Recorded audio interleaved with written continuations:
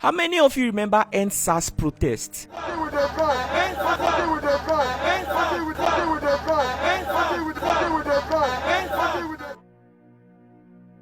I'm sure some of you heard that so many people were arrested. The guy I'm about to interview right now, he's going to be telling us how he got arrested, how he was tortured, and everything he went through. He spent almost 1 year in prison.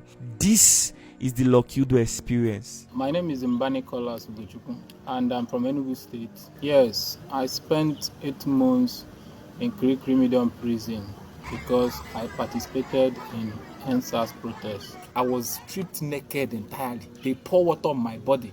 They beat me to the extent I can't lay down, I can't sit down, I can't stand up. I don't know how to move my body. They have hefty men. They are still inmates in that same place, criminals that has been trained to beat up human beings. I was terrified. I was so scared to the extent that I thought I have met my end at that point. Oh my goodness, bro, you said you spent 8 months in prison because you joined the endsars protest. Can you please tell the world your story?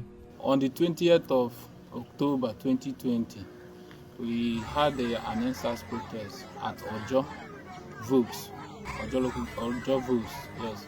So, but on the 29th of October, I went to bank to get my statement of account for an official business I wanted to open. On that morning, by 8 a.m., after coming out from the bank, along Ojo local government, I saw some boys that stopped on a vehicle and pointed at me. Before I know, they rushed me, pointed at me that I'm the leader of endsars. Just like that, they started beating me, dragged me into their vehicle, and took me to police station. When we got to police station, I tried to make use of my phone to call my family or call any of my friends. They took my phone away from me. Even the police they joined them in beating me up. They messed me up, dragged me to their cell. And some few hours later, they tried to bring me out to ask me to write a statement, which was against myself. I refused not to. They were forced to write the statement by themselves.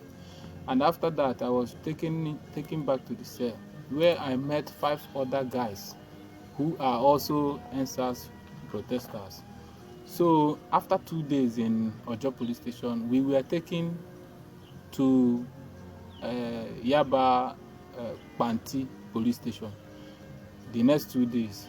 So one of the victims there, who was an Igbo boy, Chimeze Ugumba, was later joined with me in the court when we were taken to the court after 5 days at Panti.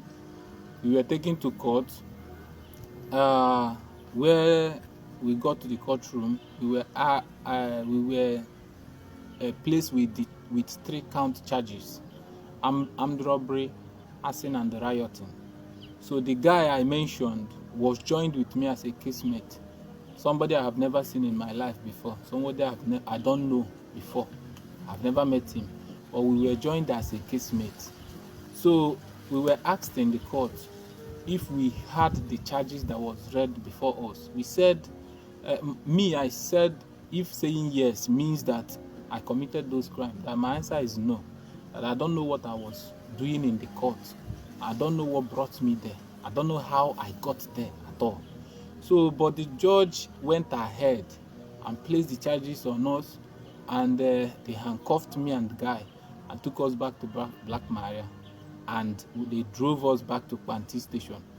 The next day, making it the 6th day, early in the morning, around 2 a.m. at night, 2 a.m., they brought us about 90 guys. They brought us and dragged us into the Black Maria and drove us straight to Kirikiri Medium prison. All this while, my family, my friends never knew where I was. My family was looking for me. They were looking for me. They placed me missing because later on, they went to the police station, where the police now informed them that I have been transferred to Panti. They tried to go to Panti. They went to Banti, and Banti people still told them that I have been transferred again to Kirikiri Medium Prison. So all this while it has taken like 2 months up before they could be able to know where I was. And when they got to know, they came for me and they were not allowed to see me. All the while I was in prison, my family never saw me for once. Not even my friend, nobody that I know that I saw for once. So over there in the court, the first time I was taken to the court, that was the first time. Then other dates, other adjournment was shifted, and they were postponing my adjournment date like 5 good times before I went to the court the second time while I was in the prison. So that was how I got into Kirikiri Medium Prison. What were some horrible things that you experienced? Were you scared? What did they do to you? I experienced horrible things, not just horrible, terrible, inhuman. Like I experienced a kind of humiliation I never experienced in my life before. This was what happened to me the first day we got into Kirikiri yard. We were told that they are going to embalm us. I've never known in my life that they embalm live human being, like somebody who is alive. I thought it was dead bodies that they used to embalm. But when they mentioned that word that they're going to embalm us, I never knew what they meant until the night of that same day. The night of that same day, they took us to a place they called Angola prison, Angola cell, which is called the punishment cell inside Kirikiri yard. That Angola cell, they have hefty men. Their job there is just to punish people. Their work, they are still inmates in that same place. They are still inmates, criminals that has been trained to beat up human beings. That same night, I was stripped off my clothes. I was stripped naked entirely without putting on anything. They pour water on my body. And while by this time, those guys I was arrested with and taken to Banti to prison. When we got to Kirikiri, we were separated. I never know where any of them was. We were in different cells. I never know the cell where they shifted them. So, but me, I was in a different cell. So all this while, that night, I had like 2 guys behind me, 2 guys in my front, and they were reading the law of prison to us. They told us that the law that is guiding the place that we are coming from is different from the law that is guiding where we are now.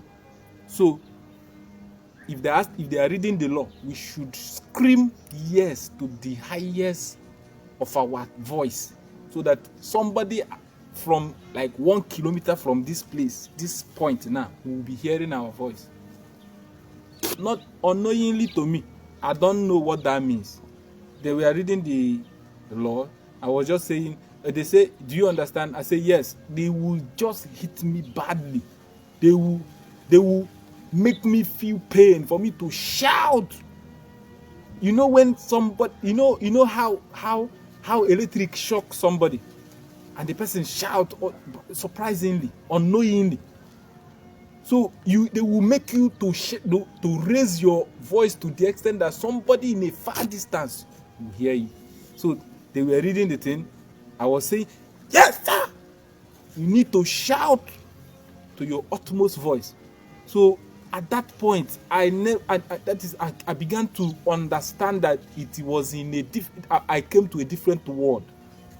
So talking about if I was scared, in fact, I was terrified. I was so scared to the extent that I thought I have met my end at that point. After this punishment at that night, I now experienced another horrible punishment. When I was asked about my age, they asked me my age. I told them my age. They asked me if I'm married. I said no. They asked me if I have a child. I said no. They said okay, and I came to prison that they are going to help me to die quick. That was my worst fear. That fact that I have not given birth made them to beat me to stupor. to beat me to the extent I have no more strength to move. All this while, I had an operation during 2018, which is called a hemorrhoid operation. That is anal surgery. This operation, they beat me to the extent the operation revoked back again and started paining me. I can't lay down, I can't sit down, I can't stand up. I don't know how to move my body. So that is how terrified I was. That is how scared and how the whole thing went. Bro, if Sowore did not send a lawyer for you, what would have been your fate? I don't know what would have been my fate, sincerely speaking, because if not for Sowore, thank God for him. Only one man I know in Nigeria that does not discriminate. The only one man I know that doesn't want to know if he doesn't practice tribal issue.